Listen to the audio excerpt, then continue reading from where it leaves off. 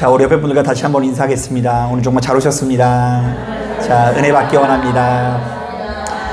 예, 감사합니다. 여러분, 지난 3일간 참 수고 많으셨고 고생 많으셨습니다. 오늘 예배 드리는 가운데 하나님께서 허락하시는 은혜로 생명을 누리시고 은혜를 누리시는 여러분 되기를 주님의 이름으로 축복합니다.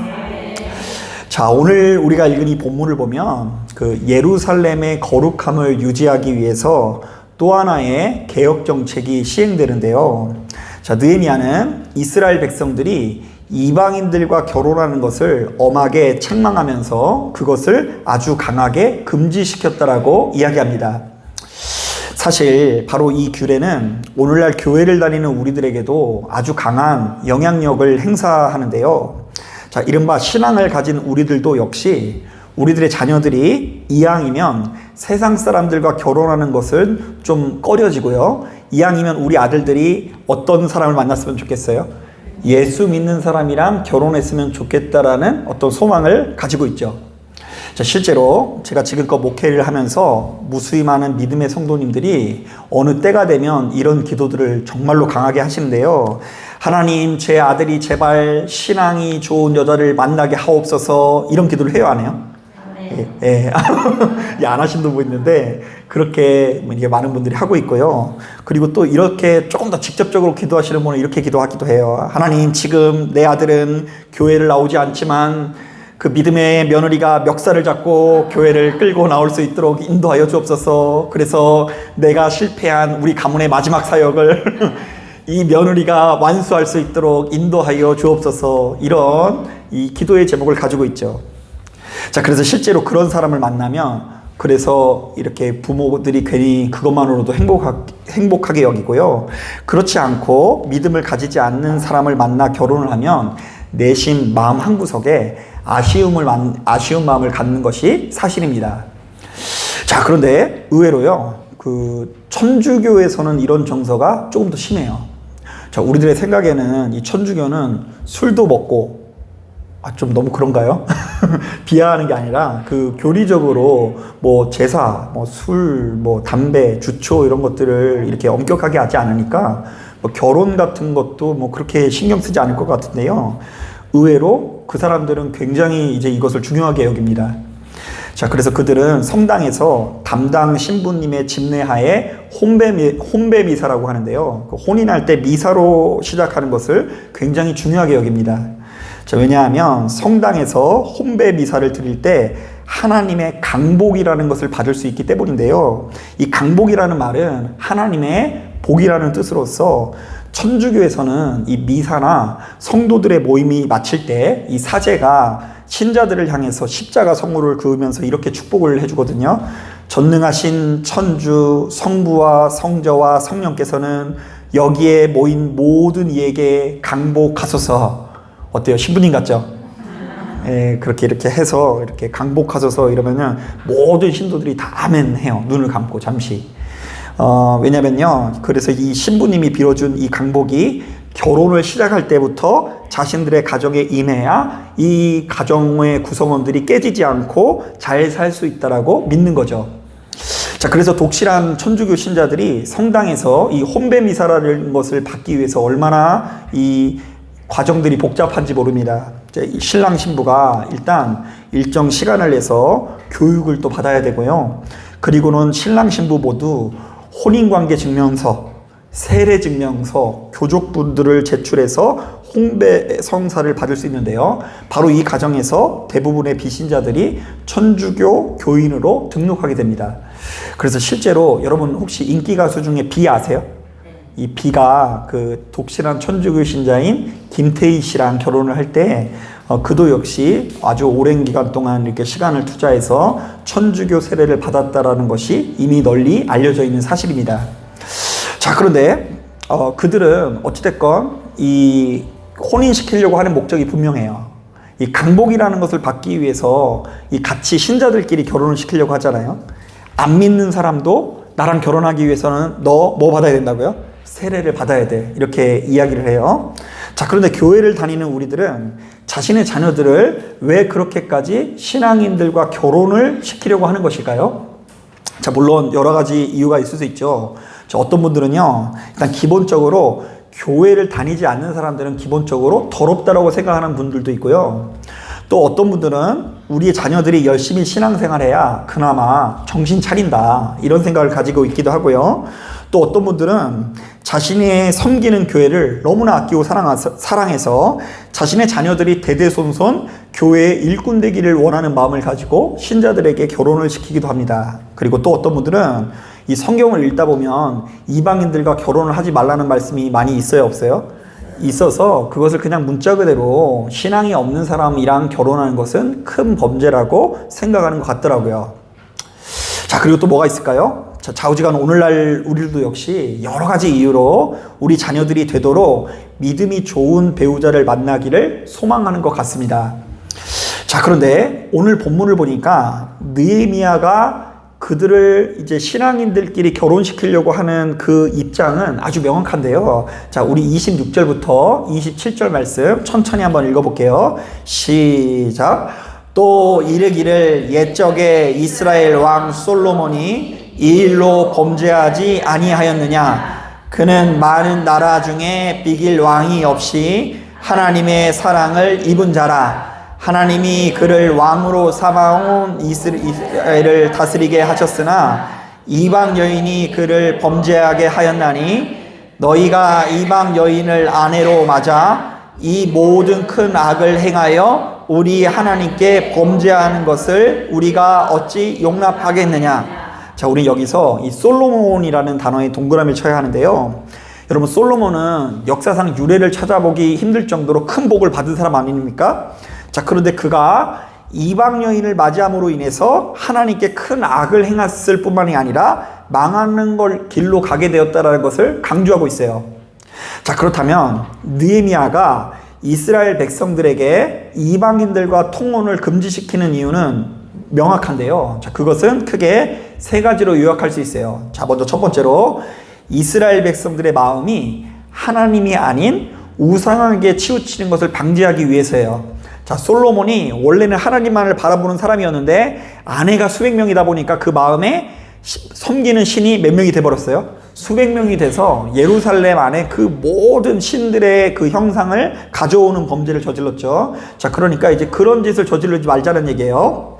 자, 그런가 하면 두 번째로 제가 몇 차례 말씀드렸는데 이스라엘 백성들의 마음이 하나님께서 기뻐하시고 정말로 거룩하고 아름다운 문화가 아니라 속되고 경박한 풍속에 치우치는 것을 방지하기 위함입니다.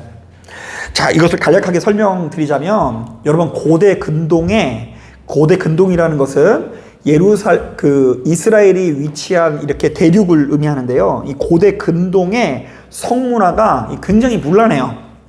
그래서 여러분, 혹시 바알이라는 얘기 들어보셨어요? 아세라 이렇게 들어보셨죠? 그래서 이제 제가 어떤 이야기를 드렸냐면 아세라 상이라는 것이 고고학적으로 발견이 돼서 제가 깜짝 놀랐는데 그것을 보니까 유방이 200개예요. 유방이 200개, 200개래요. 근데 왜 그러냐면 이제 그게 이제 다산의 그 여신이어가지고 많은 관계를 이렇게 권장하는 신입니다. 별로의 신이 다 있죠. 관계를 맺는 것을 이렇게 유도를 하고, 그리고 이 바알을 섬기는 국가에서는 실제로 축제를 벌이게 되면 이제 여러 명의 사람들이 얼굴에 가면을 쓰고 그냥 무분별하게 이 성적인 그 관계를 맺는 파티를 수백 명이서 이렇게 함께 벌이는 거예요. 근데 그게 유전학적으로는 도움이 된대요. 그러면 이제 가장 강한 유전자만 살아남아서 이렇게 이 굉장히 강한 아이를 출산할 수 있다 그러더라고요. 자, 그런데 이러한 관계의 이 결정적인 약점은 뭐냐면 남자와 여자의 관계가 순간적인 쾌락만 있고 책임이라는 것이 있어요, 없어요? 네, 책임이 굉장히 이렇게 소홀히 여겨요. 그러니까 이제 하나님께서는 이 가정이라는 울타리를 만들어 놓고 거기서 우리로 하여금 사랑하고 사랑받게 책임지게끔 이 세상을 창조했는데 이 고대 근동의 문화 자체가 너무 그냥 우상에 사로잡혀서 쾌락만 추구하고 책임은 없으니 그런 것을 경계시키는 것으로 보아야 되고요. 자, 마지막으로 이스라엘 백성들의 마음이 눈에 보이지 않는 하나님의 도, 사랑과 용서, 정의에 집중하는 것이 아니라 눈에 보이는 물질과 풍요로움에 집착하는 것을 방지하기 위해서입니다. 자, 이것도 간략하게 설명드리자면 고대 근동의 종교들은 하나같이 탐욕적이에요. 그래서 자신이 그 믿고 있는 신의 마음을 감동시켜서 자신이 원하는 부와 명예를 성취하는 것을 목표로 합니다. 자, 그래서 여러분, 무당한테 찾아가가지고 원하는 것을 얻어내려면요, 될수록 뭐를 많이 내야 돼요? 예, 복채를 많이 내야 돼요. 복채를 많이 내도 안 아까워요. 왜냐하면 그 사람이 신통력이 있어서 내가 원하는 것을 가져만 준다고 한다면, 그깟 1억이 문제예요? 10억 얻을 수 있는데? 10억이 문제가 아니라 뭐 100억도 얼마든지 드릴 수 있죠. 탐욕적이에요. 그래서 특히 이 본문에 나와 있는 암몬과 모압의 종교는 특히 그 인신공양의 전통이 있었어요. 그거 뭐냐면 자기가 원하는 신의 마음을 감동시키기 위해서 내가 키우는 아들의 생명을 바쳐서 이렇게 드리면 그 신이 소원을 들어준다라는 문화가 있는데, 가만히 보면 사람이 타락하면 정말로 한없이 악해질 수 있는 것 같아요. 아니, 내가 내 소원을 이루기 위해서 누구를 죽인다고요? 자녀의 생명을 죽이게 되는데, 그들은 그게 당연한 건지 모르겠지만 하나님께서 보셨을 때 이것을 가증하게 여기셨다라는 기록이 담겨져 있어요. 자, 그러니까 성경은 하나님께서 단순히 질투의 신이어서 이스라엘 백성들이 자신을 섬기면 복을 주고 자신을 섬기지 않으면 저주하기 때문에 우상 숭배를 금지시키는 것이 아니고요. 엄연히 따졌을 때 우상을 섬기는 사람들의 문화와 사고관들이 너무나 악해서 인간을 끝없이 타락하게 만들 뿐더러 끝없는 고통에 이르게 하기 때문에 우상 숭배를 금지시키는 것입니다. 자, 본문에 나오는 규례들도 역시 바로 이런 관점에서 접근을 해야 되는데요. 자, 느헤미야가 이스라엘 백성들이 이방인들과 혼인하는 것을 금지시키는 것은 그 이유가 명확합니다. 자, 그들로 하여금 하나님께서 요구하시는 삶, 보다 가치 있고 수준 있는 삶을 살게 하기 위해서 이방인들과의 혼인을 금지시켰다라는 것입니다. 자, 그렇다면 오늘날 이 시대를 살아가는 우리들은 바로 이 말씀을 묵상하면서 스스로에게 크게 두 가지의 질문을 이렇게 하면서 적용시킬 수 있어야 돼요. 자, 먼저 첫 번째로 어떤 질문을 해야 되냐면, 여러분, 하나님을 믿는 사람들끼리 혼인을 하면 무조건 잘 살 것 같으세요? 하나님을 믿지 않는 사람들은요, 그들끼리 혼인을 하면 무조건 못 살 것 같으세요? 자, 아주 당연한 말이지만 하나님을 믿는 사람들끼리 혼인한다고 해서 무조건 잘 산다, 못 산다? 잘 사는 것은 아니고, 하나님을 믿지 않는 사람들끼리 혼인한다고 해서 무조건 못 사는 것도 아니다라는 것을 아셔야 돼요. 이것은 제 얘기를 끝까지 들어보면 무슨 얘기인지 알 거예요. 자, 좀 더 구체적으로 말하면 하나님을 믿는 우리들은 세상 사람들보다 훨씬 더 나은 삶을 살고 있는가를 돌아볼 수 있어야 돼요. 자, 한번 따라해 보겠습니다. 하나님을 믿는 나는 세상 사람들보다 훨씬 더 나은 삶을 사는가? 여러분, 물론 신앙생활하는 우리들이 자녀들을 되도록 신앙인들과 결혼시켰으면 하는 소망을 가지는 것은 충분히 이해할 수밖에 없고요. 그럴 수밖에 없어요. 제가 이제 얼마 전에 되게 TV에서 가슴 아픈 장면을 봤는데, 그 원수인 두 사람이 마주해서 항공관에서 화해하고 대화하게 하는 뭐 그런 프로그램인데, 하루는 어떤 이제 부모가 나왔냐면, 관계가 나왔냐면, 그 독실한 크리스찬 엄마가 나오고요. 그리고 딸은 하필이면 신내림을 받은 거예요. 무당이에요. 그래가지고 엄마가 너 어떻게 나한테 말도 안 하고, 내가 교회 그렇게 열심히 다니는 거 알면서 어떻게 네가 나한테 말도 안 하고 무당이 될 수 있어? 그럼 뭐 눈물이 글썽글썽해요. 근데 그 딸은 엄마는 왜 나를 존중하지 않는 거야? 이러면서 끝까지 화해가 안 돼가지고 이제 그게 끝난 적이 있어요. 그런데 이거 여러분 생각만 하더라도 좀 가슴 아프고 슬픈 이야기처럼 느껴지지 않나요? 자, 그러나 예수 믿는 우리들은 우리의 자녀들이 누군가와 결혼하느냐보다 먼저 스스로의 상태를 냉정하게 점검해 볼 수 있어야 되는데요. 내가 겉으로는 예수를 믿노라 하면서 실상은 다른 우상에 치우쳐 있는 것은 아닌지, 혹여 세상에 속되고 경박한 문화에 사로잡혀서 전능하신 하나님을 바라보지 못하고 매번 물질과 풍요로움과 탐욕에 사로잡혀 있는 것은 아닌지 돌아봐야 한다는 것입니다. 자, 왜냐하면 만약 우리들의 상태가 이렇게 불량하다면 우리가 아무리 교회를 다녀도 실상은 참된 신앙의 가정이라고 볼 수가 없기 때문입니다. 자, 제가 늘상 이야기하지만 교회에 다닌다라는 것 그 자체가 모든 것들을 그냥 다 이유가 되는 명함이 되어서는 안 되고요. 우리의 삶을 이끌어가는 실질적인 권세와 능력이 되어야 할 줄로 믿습니다. 자, 믿는다라는 것만으로도 그냥 내가 교회를 다니니까 저절로 이 가정이 잘 될 거라고 생각하면 안 되고요. 지금 예수 믿는 내가 하나님 안에서 얼마나 가치 있는 삶을 살아가고 있는지를 냉정하게 돌아볼 수 있어야 된다는 거예요. 여러분, 이런 점에서 로마서 2장을 보면 참 무서운 말씀이 있는데요. 한번 들어보세요. 자, 이게 왜 무서운 말씀인지 조금 긴데 한번 들어보세요.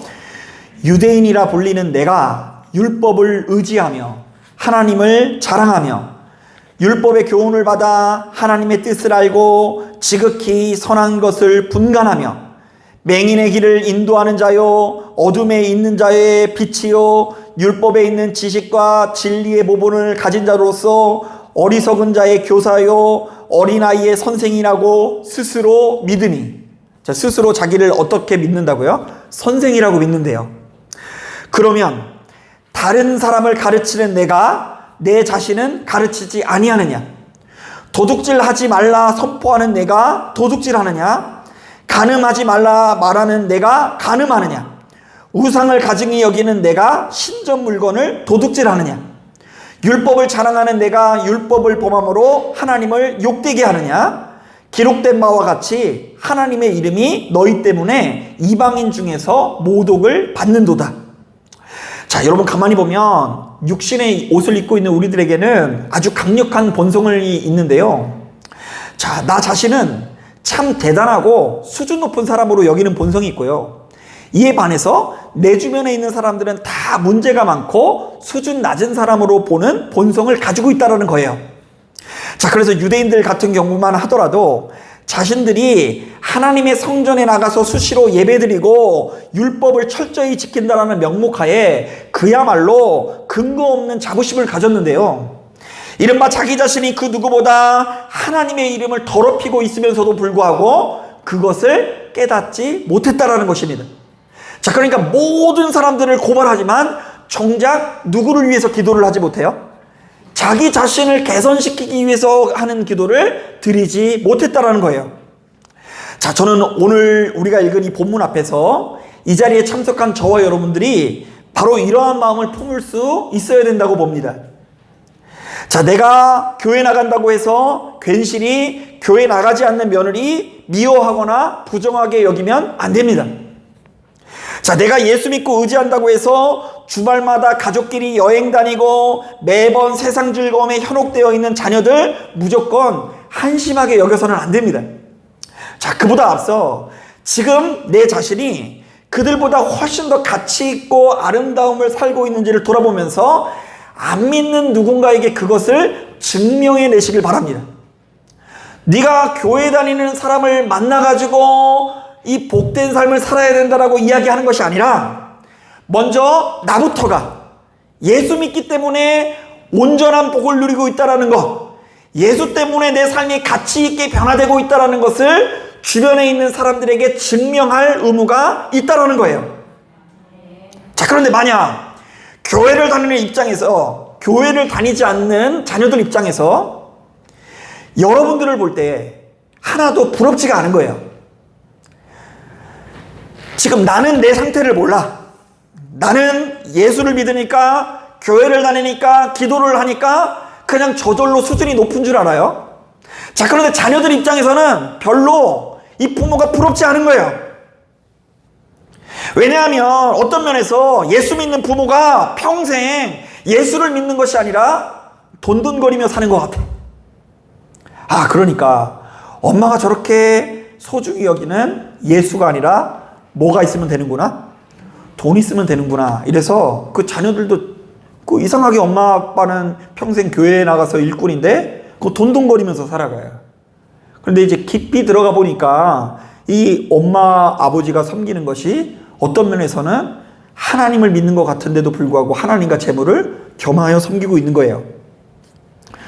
어떤 면에서 또한 그렇게 믿음이 좋은 엄마 아빠가 가정 안에 별로 사랑의 온기가 느껴지지가 않는 거예요.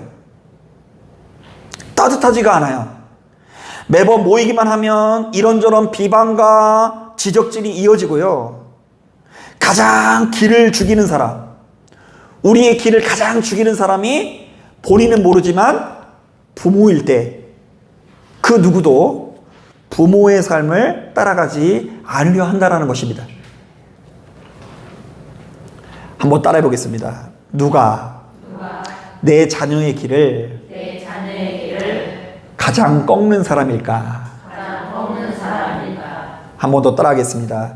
누가 내 자녀의 삶을 가장 불편하게 하는 사람일까? 여러분, 그게 누구인 것 같아요? 아무쪼록 여러분들이 아니었으면 좋겠습니다. 저도 맨날 그래서 수시로 저도 이런 강박 같은 게 있어서 우리 태성이 수빈이한테 맨날 그런 걸 물어봐요. 그래서 이번에 여름 휴가도 사실은 저 같은 경우에는 굉장히 신앙의 율법적인 게 있어서 교회를 좀 오랫동안 빠지면 마음 한구석에 불안해요. 이게 그러면 안 되는데 머리로는 아니야, 우리 하나님께서는 그런 분이 아니야 이런데도 교회 왠지 이렇게 비어가지고 뭔가 교통사고도 날 것 같은 마음이 있고 그 왠지 그런 율법적인 마음의 바탕에 이런 게 있어요. 그런데 이 자녀들에게 행복한 시간을 이렇게 보내게 하기 위해서 이렇게 여름 휴가를 갔는데요. 그 여름 휴가에서 순간순간마다 계속해서 제가 끊임없이 물어보는 거예요. 아들아, 어때? 행복하지? 딸아, 어때? 참 좋지 않아? 니네들이 봤을 때는 엄마 아빠가 어떻게 보여? 좋게 보이지 않아? 그러니까 얘네들이 좋아 보여. 그래. 그것마저도 귀찮다는 거예요. 그런데 저 나름대로는 사명감을 가지고 워낙 사역을 오래 하면서 진짜 이 아이들을 교회를 나오고 안 나오고도 중요하지만 그보다 이 엄마 아빠가 믿음 생활을 하는 가운데 그리스도의 도가 우리 가정 가운데 가득해서 권위 있는 삶을 살아가는 것이 되게 중요하다는 것이 느껴져가지고 정말 그것을 굉장히 강조하는데 그게 억지로 되지는 않겠죠. 제가 이렇게 숙제처럼 쫓아다니면서 어때? 좋아? 너무 좋지 않아? 이런다고 해서 되는 건 아닌 것 같아요. 그냥 얼마나 귀찮으면 그냥 그래 이제 그만 물어봐 이렇게 하는 거 보면은 억지로 되는 건 아닌 것 같아요. 자, 그런데 안타깝게도 신앙을 가진 사람들이 누군가가 교회를 다니냐 안 다니냐만 너무 쳐다볼지 정말로 냉정하게 우리가 중요하게 생각해야 되는 가치가 무엇인지를 조금도 교회를 다니면서 알지 못하는 경우가 많더라는 거예요. 사실은 예수를 믿는 것 같아도 예수는 그냥 죽는 가정일 뿐이고 돈 벌고 싶은 거고 부자 되고 싶은 거고, 그리고 그 가정 가운데 제가 이번 주일날 설교를 드렸죠. 새 율법이 뭐라 그랬어요? 새 계명이 서로 사랑하고 용서하는 거잖아요. 여러분, 그것을 경홀히 여기서는 안 돼요. 이제는 우리가 새 성전이 된 거예요. 옛날에는 예루살렘 성전에 가서 예배를 드리는 자였지만 이제는 성령이 여기 안에 있어요. 그래서 천주교는 이 사제들한테 강복을 받아서 이 사제들은 어떤 면에서 목회하기 편한 거예요. 왜냐면 사제한테 밑보이면은 강복을 못 받을 수 있는 거예요. 그런데 우리는 다 왕 같은 제사장이어서 우리에게 복 주시는 분이 누구시죠? 하나님이세요. 내 안에 거하시는 성령님이세요. 그것을 여러분들이 듣든지 안 듣든지 간에 제가 이렇게 계속해서 말씀을 드리는 거예요. 그런데 그렇다고 한다면 우리가 하나의 성전이기 때문에 이 성전으로서 또 우리도 역시 제사를 드려야 되는데, 제사를 짐승의 피로 드리는 것이 아니라 뭘로 드린다고요? 십자가로 드리고요. 옛날 사람들은 율법을 지켰지만 우리는 새 율법, 새 계명을 지키는데 서로 사랑하고 용서하는 역사가 나타나야 되는데, 실제로 사도행전에서 성령 받기만 하면 사람들이 갑자기 같이 함께 모여서 먹을 것을 나누는 장면이 나와요. 신기하죠? 여러분, 성령 받는 거 우리가 생각할 때는 이거잖아요. 그죠? 성령 받으면 박수 뜨겁게 치고 목소리 높아지고 방언하고, 저도 그렇게 배워왔었어요. 자, 그런데 성경이 증언하는 성령 충만한 모습은 의외로 불로불로 충만이 아니라 화목해지는 거예요. 그래서 그것에 힘입어 교회가 흥왕케 되는 역사가 나타나요. 사이가 좋으면 말씀도 좋고 사이가 좋으면 그 모임이 천국이 되어서 저절로 부흥하는 역사가 일어나게 돼요. 여러분 실제로 그래서 우리가 예수를 믿으면 그러한 변화가 나타나야 된다는 관점에서 마태복음 5장을 보면 예수께서 이 땅의 역사 가운데 등장하는 첫 설교에서 이렇게 말씀하세요.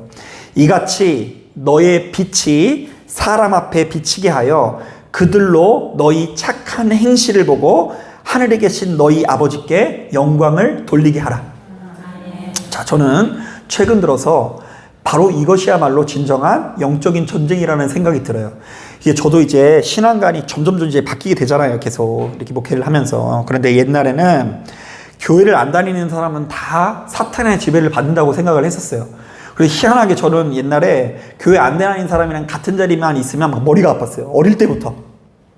그러니까 그만큼 부정하게 여기는 제 안에 뭔가 있었던 거죠. 그래서 매일같이 기도하면서 교회 안 다니는 사람에게 붙어있는 그 원수마귀를 기도로 물리치는 것이 영적 전쟁이라고 생각을 했어요. 교회 안 다닌 것들 예수 이름으로 정말로 깨끗해질지어다. 죄짓지 말지어다. 복음이 들어갈지어다. 맨날 이렇게 기도했어요. 아무도 안 시켜도 저 나름대로 사명감을 가지고 이런 영적 전투를 했어요. 자, 그런데 최근 들어서는 어떤 것이 영적 전투로 느껴지냐면 교회를 다니는 사람이 있고 안 다니는 사람이 한 직장을 다니죠. 기도를 하는 사람과 기도하지 않는 사람이 한 공간에 다녀요. 자, 그리고 예배 드리는 사람과 그렇지 않은 사람이 이 한 단체를 이룹니다. 그런데 사실은 이 사람들 안에 어떤 영적 전쟁이 있다고요? 누가 더 행복하고 아름답고 가치 있는 삶을 사는지를 서로 영적으로 대결하고 있는 거더라고요. 그래서 여러분들이 어느 곳에 갔는데 교회를 안 다니는 사람이 여러분 뒤에서 이렇게 말하고 있다고 한다면 여러분 돌아봐야 돼요. 야, 쟤는 진짜 열심히 교회를 다니는데 나는 별로 쟤처럼 살고 싶진 않아. 얼마나 그냥 고슴도치 같은지 몰라. 아, 그냥 돈밖에 몰라. 그냥 완전히 그냥 돈만 거리고 인색한 사람이야. 이렇다고 한다면 그 사람과의 영적 전투에서 지게 된 거죠.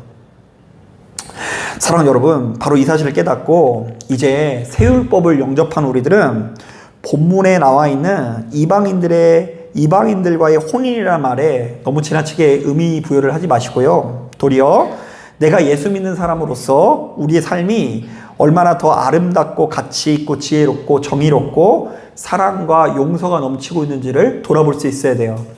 그리고 제가 좀 더 구체적으로 이야기하면 이 많은 부모님들이 이제 결혼을 시킨 다음에 어떤 것 때문에 갈등이 많냐면 아니 누가 뭐 얼마 해오고 누가 얼마 해오고 그런 거 가지고 왜 이렇게 민감하세요? 그죠? 그런 얘기 처음 들어보세요? 자기는 혼인식 이렇게 하면서 집을 보냈는데 저기는 혼수로 뭘 안 해왔네 이렇게 이야기하면서 이건 경우가 아니래요. 막 그러면서 서운한 얘기를 그냥 앉혀놓고서 다 한 다음에 그래도 내가 널 딸처럼 생각하는 거 알지? 이렇게 얘기하면 아니 어떤 딸한테 그런 얘기를 해요. 내 아들한테는 정말로 그 상처받을까봐 그런 얘기도 못하는데 앉혀놓고 왜 빚을 가져왔니? 왜 그냥 안 가져왔니? 그러면 결혼을 시키지 말던가. 결혼을 다 시켜놓고 뭔가 손해보는 것 같고 계산적인 마음으로 들어가면서 그럼에도 불구하고 우리는 누구 믿는 가정이라고요? 하나님 믿는 가정이라고 하면서 그냥 밝히지나 말지 그거 밝혀놓고서 그냥 양가 어르신들이 서로 이거 가지고 박 터지게 신경전을 벌이는 경우가 심심치 않게 보게 돼요. 너무나 많이 보게 돼요. 그래서 결혼만 하면 빈정상하는 양가의 가족들이 너무나 많이 있어요. 자기가 조금 그쪽보다 못 사는 것 같고 못 해주는 것 같으면 고개를 숙이려 했고 아유 내가 조금 한다고 했는데 형편이 부족해서 죄송합니다. 미안합니다. 이렇게 이야기할 수도 있고 내가 조금 잘 살면 그냥 잘 사는 대로 딸이니까 아들이니까 조금 손을 펴가지고 인색하지 않고 너그러운 모습으로 보일 수 있는 것이 예수 믿는 사람의 세련됨 아니겠습니까? 그렇게 허다하게 많은 허물들을 한 번 참아주고 두 번 참아주고 5번 참아주고 10번 참아주면 그 사랑의 온기에 취해서 그 가정이 천국처럼 변할 것이고 그리고 그것이 너무나 강력한 증언이 되어서 나의 때가 아니면 내가 죽은 어느 순간에도 그 삶의 증언들이 역사에서 반드시 그 사람들을, 내 자녀를 교회로 하나님께서 인도해 주실 줄로 믿습니다. 그러니까 여러분 잘 뿌리셔야 돼요. 참고 인내해 주시고 격려해 주세요. 너무 잘못한다고 해서 너무 지적하거나 나무라지 마시고 쫓아다니면서 그러면 질리는 거예요, 사람이. 그냥 못해도 잘한다. 위로해 주면서 따뜻하게 위로해 주는 쪽에 이렇게 되고요. 그리고 이제 제가 옛날에 초등부 할 때 초등부 애들 데리고 있을 때 느끼는 게 있는데요. 그 엄마들이 어릴 때 쫓아다니면서 사탕 먹이면 안 된다, 과자 먹으면 안 된다, 막 이렇게 키우는 가정들이 있거든요. 근데 걔네들이 그거 안 먹을 것 같아요? 몰래 먹더라고요. 그거 안 먹게 하면 몰래 먹더라고요. 사탕 안 먹는 게 올바른 길인데, 그게 계속해서 내가 그것을 쫓아다니면서 그걸 하다 보면 정작 중요한 것을 내 뜻대로 오지를 않아요. 그래서 제가 이 초등학교 학생들을 보면서 많이 느꼈어요. 야, 이 엄마가 못 먹게 하니까 얘네들이 몰래 먹는데 이게 우리들의 모습이구나. 여러분 자녀들에게 이 정말로 그리스도 예수의 이름을 가지고 사랑하고 용서하지 않고 하나의 아주 성숙한 율법 교사가 되어서 예수 믿는 사람은 이렇게 살아야 된다. 예수 믿는 사람은 저렇게 살아야 된다. 쫓아다니면 얘네들이 지네가 하고 싶은 범죄를 몰래 저지르더라고요. 엄마 아빠한테 안 보이게 완전 범죄를 하는 수가 있어요. 그러면 더 손보기가 어렵겠죠. 자, 그렇기 때문에 우리는 시간이 지나면 지날수록 더 아름답고 가치 있고 지혜롭고 정의로운 삶의 모습을 우리 자녀들에게 증언해야 돼요. 내 삶의 모습이 우리 자녀들에게 어떻게 보일까? 이 혼인하는 자녀들이 누구랑 결혼하느냐도 중요하지만 그거 정말 중요해요. 그러나 그거는 자녀들의 선택이고 내가 부모로서 이 아이들에게 어떤 삶을 증언할까? 만날 때마다 얘들아, 투자는 말이야 이렇게 해야 돼. 강남에 내가 매체가 있고 뭐 어디에 매체가 있고 이거 받으려면 니들 나한테 잘해야 돼. 너무 그렇게 하면은요 부모 사랑은 없고 물질의 사랑만 있을 거예요. 그러니까 이제 쫓아다니면서 항상 사랑하고 너그럽고, 정말로 여러분 나를 향한 우리 예수님의 사랑이 너무나 놀랍고 크다라는 여러분 믿음의 고백이 있으세요?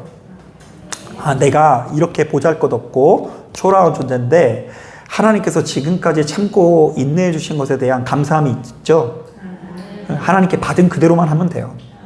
하나님께서 우리가 하나님께 받은 그대로 그 모습을 떠올리면서 우리도 역시 그 형상을 닮아가려고 노력할 때에 세상 사람들과 완전히 섞여서 똑같은 삶이 아니라 완전히 구별된 삶을 살아가실 수 있다는 걸 믿으시는 저와 여러분들 되기를 주님의 이름으로 축복합니다. 자, 기도하겠습니다.